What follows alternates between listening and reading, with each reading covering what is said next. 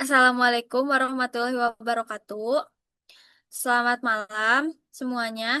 Yang terhormat Bapak Taufikullah Dahlan, SPD MPD, selaku dosen pengampu mata kuliah Media dan Sumber Pembelajaran Sekolah Dasar. Dan teman-teman kelas A yang sudah hadir pada hari ini. Perkenalkan, saya Risha Syaira dengan NPM 2450613 selaku moderator yang akan memandu diskusi pada hari ini dengan topik pengembangan media belajar. Adapun anggota dari kelompok 3 yaitu Perkenalkan, nama saya Intan Triana Dewi dengan NPM 2450615. Perkenalkan, nama saya Repa Adelia dengan NPM 24506006. Perkenalkan, saya Sri Fibri Apianti dengan NPM 2450605.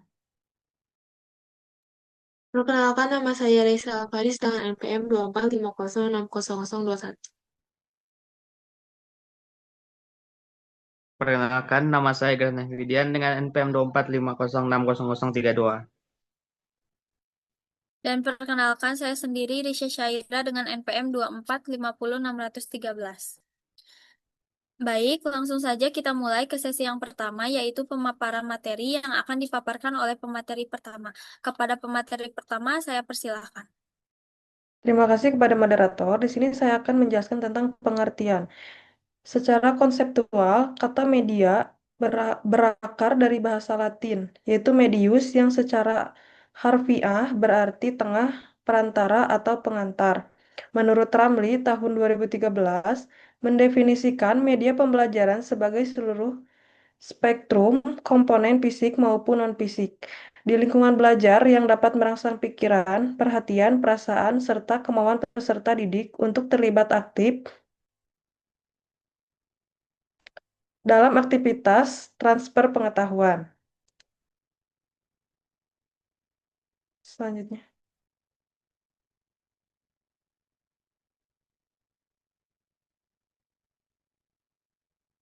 Nah, di slide ini saya akan menjelaskan tentang fungsi media pembelajaran. Pembelajaran memiliki 4 fungsi utama. Yang pertama, fungsi afektif, yaitu media dapat menarik perhatian dan minat siswa sehingga mereka lebih semangat saat belajar. Yang kedua, ada fungsi kognitif, yang artinya media membantu siswa lebih cepat memahami materi karena informasi disajikan lebih jelas dan menarik. Yang ketiga, fungsi kompensatoris, yaitu media membantu siswa yang mungkin kesulitan memahami penjelasan secara langsung, terutama melalui gambar atau visual. Dan yang terakhir, fungsi psikomotorik, di mana media dapat melatih keterampilan siswa melalui praktik atau aktivitas langsung. Jadi, media pembelajaran bukan hanya alat bantu mengajar, tapi juga mendukung proses belajar siswa secara lebih efektif.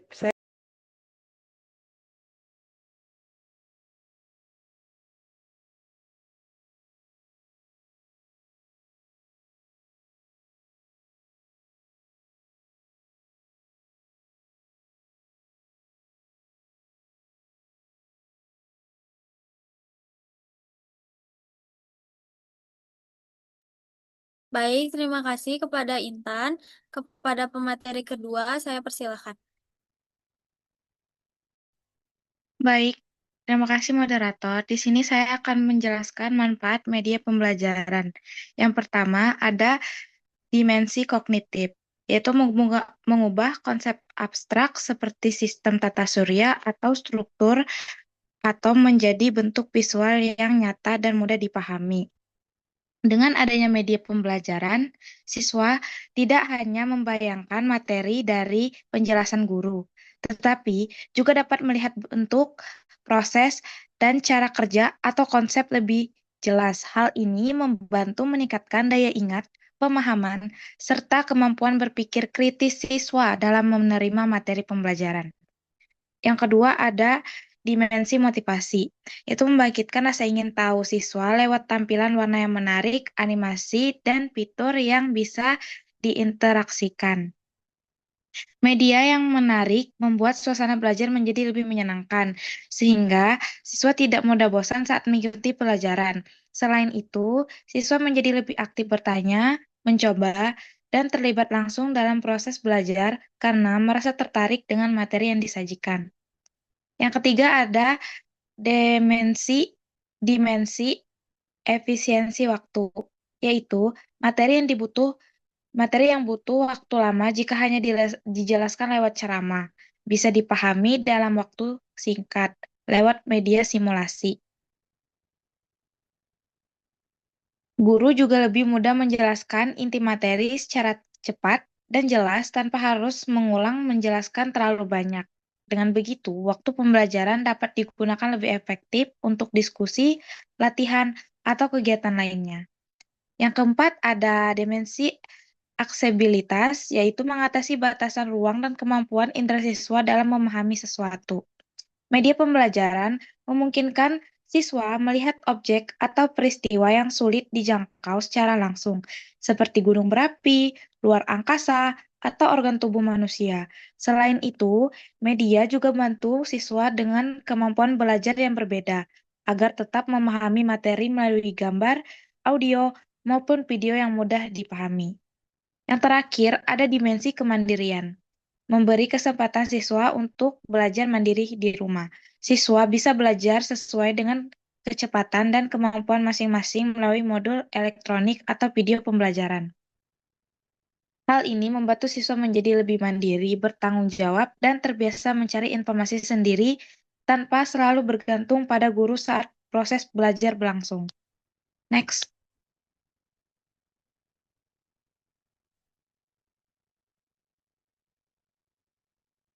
Selanjutnya, saya akan menjelaskan karakteristik media pembelajaran. Yang pertama, ada ukuran efektivitas. Bukan dari kecanggihan teknologi, tapi seberapa besar membantu mencapai target belajar. Media yang efektif mampu membuat siswa lebih cepat memahami materi dan meningkatkan hasil belajar. Yang kedua, ada relevansi. Sesuai dengan kompetensi dasar dan indikator dalam kurikulum, materi yang ditampilkan juga harus mendukung tujuan pembelajaran agar pembelajaran lebih terarah. Yang ketiga, ada sesuai karakteristik siswa. Tampilan visual kuat, warna cerah, nyaman dilihat, dan bahasa sederhana atau cocok untuk anak SD. Selain itu, media perlu menyesuaikan usia, minat, dan kemampuan berpikir siswa. Yang keempat, mudah digunakan. Sederhana, tidak butuh keahlian teknis rumit, tidak membuang waktu persiapan. Guru dan siswa dapat mengoperasikannya dengan praktis sehingga proses pembelajaran lebih lancar. Yang terakhir ada interaktif, memberikan tanggapan langsung, membuat siswa aktif terlibat bukan hanya menonton. Interaksi ini dapat meningkatkan perhatian, motivasi, dan rasa ingin tahu siswa. Sekian dari saya kembalikan ke moderator. Baik, terima kasih Reva. Kepada pemateri selanjutnya, saya persilahkan.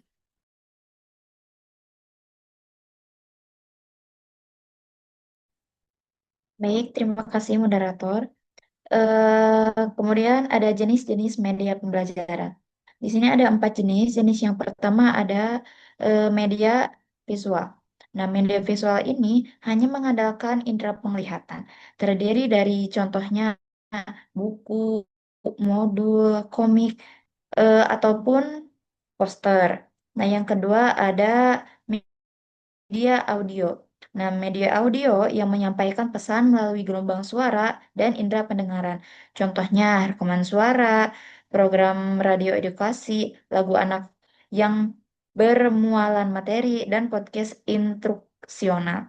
Nah, yang ketiga ada media audio visual. Media yang menyatukan unsur suara dan gambar bergerak secara sinkron, seperti contohnya film dokumenter, video tutorial, animasi pembelajaran, dan 3 dimensi. Dan yang terakhir ada multimedia interaktif. Multimedia interaktif, media yang berbasis komputer yang menggabungkan teks, grafik, audio, video, dan fitur interaktif. Di mana pengguna memegang kendali penuh atas alur informasi. Kemudian selanjutnya ada prinsip desain pembelajaran. Yang pertama ada kesederhanaan atau simplicity, membatasi elemen dekoratif yang tidak perlu pada layar atau halaman media. Fokus hanya pada materi inti agar perhatian siswa tidak terpecah. Nah, kemudian yang kedua ada keharmonisan atau harmoni. Adanya keselarasan antara font, skema, warna, dan ukuran gambar yang mencerminkan kesatuan tema. Nah, yang ketiga ada penekanan atau empasis. Memberikan pembeda visual seperti warna tebal atau ukuran lebih besar pada kata kunci atau konsep yang krusial yang wajib diingat oleh siswa. Nah, yang terakhir ada keseimbangan atau balance. Pengaturan tata letak elemen visual secara profesional, baik secara simetris maupun asimetris, sehingga nyaman untuk dipandang oleh peserta didik. Sekian saya kembalikan kepada moderator. Baik, terima kasih Silvi. Kepada pemateri selanjutnya, saya persilahkan. Baik, terima kasih moderator. Di sini saya akan menjelaskan mengenai model pengembangan media pembelajaran. Model TEDI ini merupakan salah satu kerangka kerja desain instruksional yang paling populer, terstruktur, dan menjadi standar emas dalam pembuatan media pembelajaran. Model ini terdiri dari 5 fase linear namun berulang yang mencakup seluruh siklus hidup pengembangan produk. Yang pertama ada analisis, pijakan awal pengembangan media. Pada tahap ini, pengembangan melakukan bedah kebutuhan lapangan. Angka konkretnya meliputi analisis karakter siswa, ada gaya belajar, kemampuan awal, terus ada analisis kurikulum, kompetensi dasar, apa yang sulit dipahami siswa, serta analisis ketersediaan fasilitas. Apakah sekolah itu memiliki proyektor atau jaringan internet? Yang kedua ada desain. Tahap konseptualisasi media. Pengembangan merumuskan tujuan pembelajaran secara spesifik setelah media digunakan. Jenis media yang akan dibuat, memilih skema warna, tata letak, dan menulis storyboard atau alur skenario tampilan per halaman atau per menit jika berupa video. Yang ketiga ada development atau pengembangan. Tahap produksi nyata. Pengembangan mulai mewujudkan cetak biru dari tahap desain menjadi produk fisik atau digital. Yang keempat ada implementation. Produk media yang ini telah dinyatakan valid dan direvisi, kemudian diterapkan langsung dalam kegiatan belajar mengajar yang sesungguhnya di kelas untuk melihat bagaimana respons nyata siswa dan kendala teknis lapangan yang muncul. Yang terakhir ada evaluation atau evaluasi. Ini dilakukan untuk mengukur efektivitas media. Evaluasi formatif terjadi di setiap tahapan jadi untuk revisi kecil. Sementara evaluasi sumatif dilakukan di akhir implementasi ini untuk melihat apakah media berhasil menaikkan hasil belajar siswa secara signifikan. Next.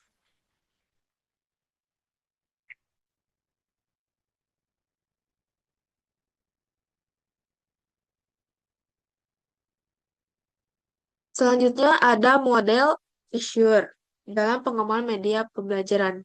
Jika EDI sering digunakan untuk penelitian pengembangan produk skala luas, maka model Azure dikembangkan secara khusus sebagai panduan praktis bagi guru di kelas untuk merencanakan dan melaksanakan pembelajaran yang mengintegrasikan media dan teknologi secara efektif. Ada beberapa tahapan Azure, yaitu ada A, atau Analyze Learners, atau analisis siswa. Ini mengidentifikasi karakteristik umum siswa dari usia, latar belakang sosial. Lalu kompetensi awal dan gaya belajar. Eh, Gaya belajar itu ada visual, auditory, atau kinestetik. Yang kedua ada S. S itu untuk state, standards, and objectives. Atau merumuskan standar dan tujuan. Ini ditetapkan untuk bertujuan di dalam pembelajaran yang spesifik, terukur, dan berbasis performa siswa menggunakan formula ABCD, audience, behavior, condition, and degree. Lalu selanjutnya ada S, select strategies, teknologi, media, and materials. Yaitu pilih strategi, teknologi, media, dan materi. Menentukan metode mengajar yang akan digunakan, memiliki platform teknologi yang tepat, serta memilih atau memodifikasi materi yang ada. Selanjutnya ada U, utilize teknologi, media, dan materials. Yaitu menggunakan teknologi, media, dan materi. Langkah operasional guru di kelas yang mengikuti prinsip 5P. Review materi, prepare lingkungan belajar, prepare siswa, dan provide pengalaman belajar. Selanjutnya ada L. Require learner participation. Aktifkan partisipasi siswa. Ini memastikan siswa terlibat aktif berinteraksi dengan media melalui diskusi kelompok, pengisian lembar kerja siswa digital, atau simulasi. Yang terakhir ada E, evaluate and revise, evaluasi dan revisi. Menilai efektivitas media dan performa siswa secara menyeluruh untuk perbaikan pembelajaran berikutnya. Terima kasih, saya kembalikan kepada moderator. Baik, terima kasih Raisael. Selanjutnya kepada pemateri selanjutnya saya persilakan. Boleh di next.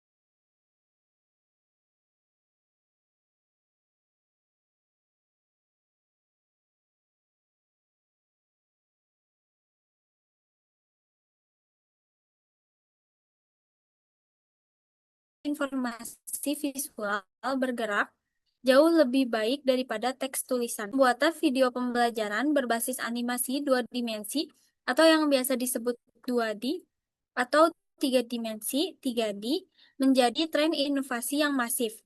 Menurut Ramli 2013, kekuatan video terletak pada kemampuannya memanipulasi waktu dan ruang, merekonstruksi fenomena mikroskopis dan mikroskopis seperti pembelahan sel dan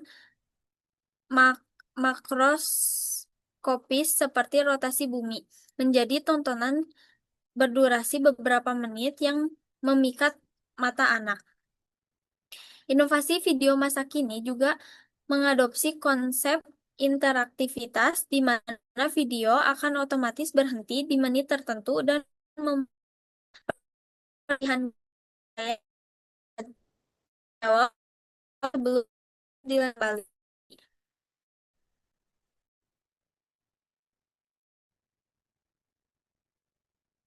Yang kedua ada game edukasi dan gamifikasi pembelajaran.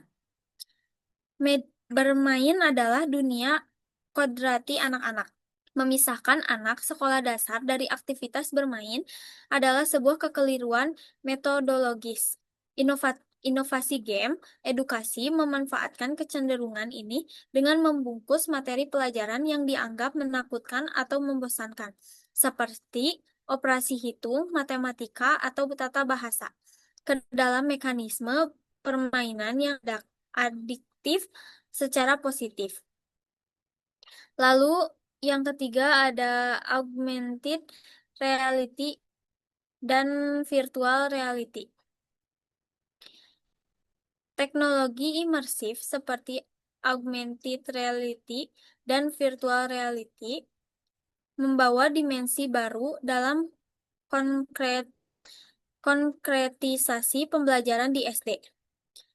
IR bekerja dengan cara memproyeksikan objek digital 3 dimensi ke dunia nyata melalui kamera smartphone atau tablet. Sebagai contoh, saat mempelajari anatomi hewan, siswa cukup mengarahkan kamera ke lembar kerja cetak dan di atas kertas tersebut akan muncul 3D jantung hewan yang berdetak secara interaktif.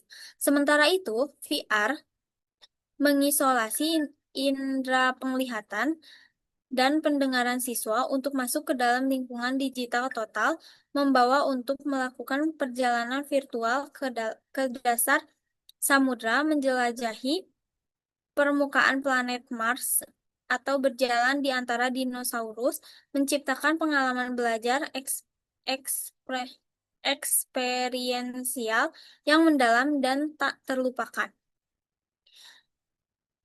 Lalu yang keempat ada Learning Management System, LMS, dan platform daring. Implementasi platform daring bukan lagi monopoli pendidikan tinggi. Sekolah dasar modern telah memanfaatkan Learning Management System atau yang biasa disebut LMS yang dirancang ramah anak seperti Google Classroom, Schoology, atau Edmodo untuk merapikan administrasi pembelajaran. Lalu yang terakhir ada media pembelajaran berbasis artificial intelligence atau yang biasa disebut AI. Inovasi paling mutakhir dalam landscape media pembelajaran adalah pemanfaatan artificial intelligence AI. Media berbasis AI mampu memecahkan masalah klasik pendidikan, ketidakmampuan guru memberikan perhatian personal berskala 1-1 di kelas yang padat. Menurut Cahyani dan Firdaus 2026, algoritma AI dalam media pengajaran adaptif bertindak sebagai tutor virtual cerdas yang mendeteksi pola kesalahan siswa secara spesifik. Kemudian, secara otomatis menyesuaikan jenis penjelasan dan tingkat kesulitan soal berikutnya sesuai dengan kecepatan pemahaman anak tersebut. AI juga memfasilitasi pembuatan chatbot edukasi ramah anak yang siap menjawab pertanyaan sains atau sejarah siswa kapanpun di luar jam sekolah dengan gaya bahasa yang disesuaikan dengan usia anak. Boleh next?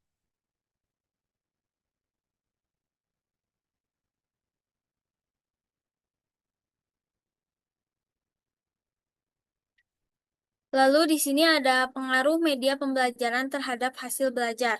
Yang pertama ada penggunaan media pembelajaran terbukti meningkatkan hasil belajar siswa. Dampak positif dari penerapan media pembelajaran terhadap peningkatan performa akademik siswa telah dibuktikan oleh berbagai riset empiris. Syafi'i dan Rapi tahun 2022 menegaskan bahwa penggunaan media interaktif yang terstruktur berkorelasi signifikan dengan kenaikan nilai ketuntasan belajar minimal KBM siswa di sekolah dasar.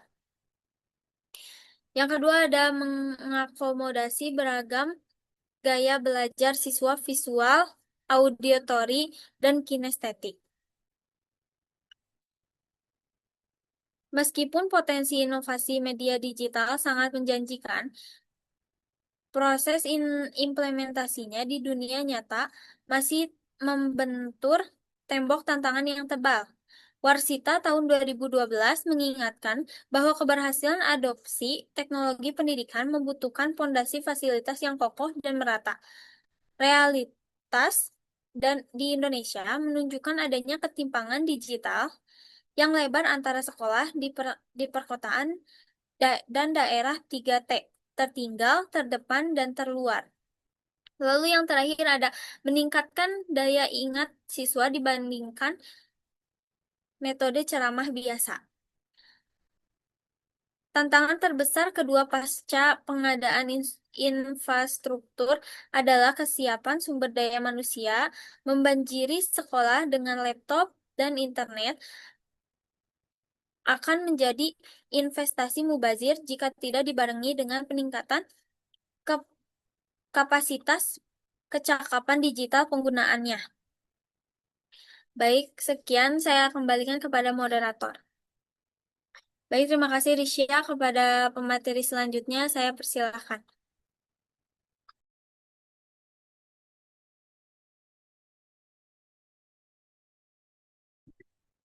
Terima kasih moderator. Di sini terdapat beberapa kendala dalam penggunaan media pembelajaran.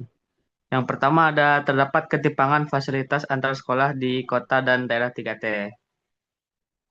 Yang kedua kendala berupa ketersediaan perangkat, proyektor, jaringan internet, dan pasokan listrik. Ada juga media pembelajaran sebaiknya dapat dijalankan secara luring dan cocok untuk perangkat berspesifikasi rendah. Hal ini menunjukkan bahwa penggunaan media pembelajaran di Indonesia masih menghadapi berbagai tantangan. Tidak semua sekolah memiliki fasilitas teknologi yang lengkap, terutama di daerah terpencil. Karena itu, para guru perlu menyesuaikan media pembelajaran dengan kondisi lingkungan sekolah dan kemampuan peserta didiknya. Media yang sederhana, mudah digunakan, dan tidak bergantung penuh pada internet akan lebih efektif diterapkan. Dengan adanya media yang fleksibel dan mudah diakses ini, proses pembelajaran tetap dapat berjalan dengan baik dan membantu siswa memahami materi secara lebih menarik. Boleh di next.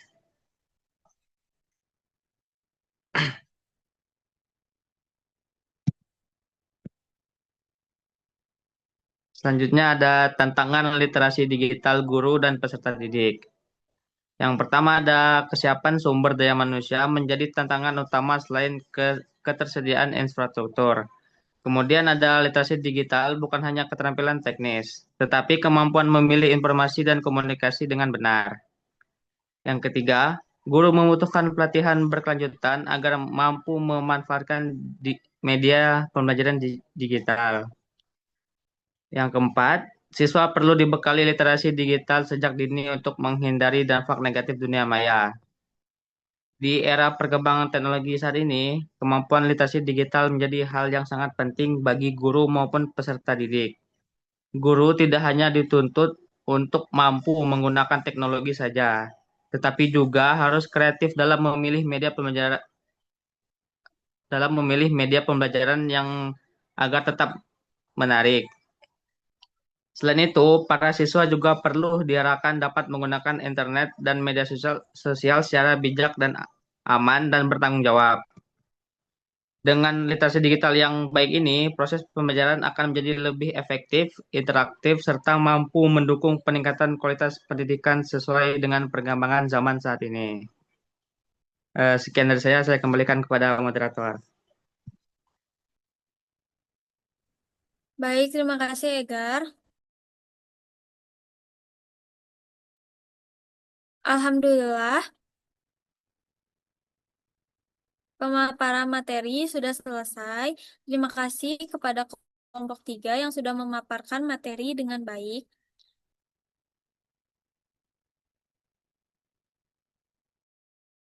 Selanjutnya di sini izinkan saya untuk membacakan kesimpulan.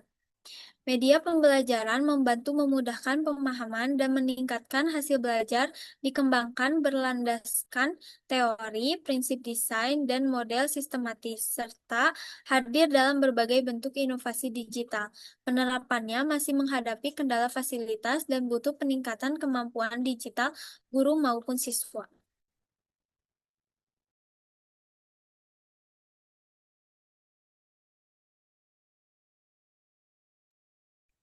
Baik, terima kasih kepada Bapak Taufikullah Dahlan, SPD MPD, dan teman-teman yang sudah menyimak pada presentasi hari ini, dan kepada kelompok 3 yang sudah memaparkan materi dengan baik.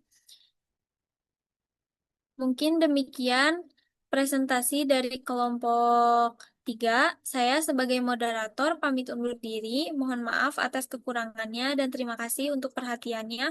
Wassalamualaikum warahmatullahi wabarakatuh. Waalaikumsalam Waalaikumsalam warahmatullahi warahmatullahi wabarakatuh. wabarakatuh. Wabarakatuh.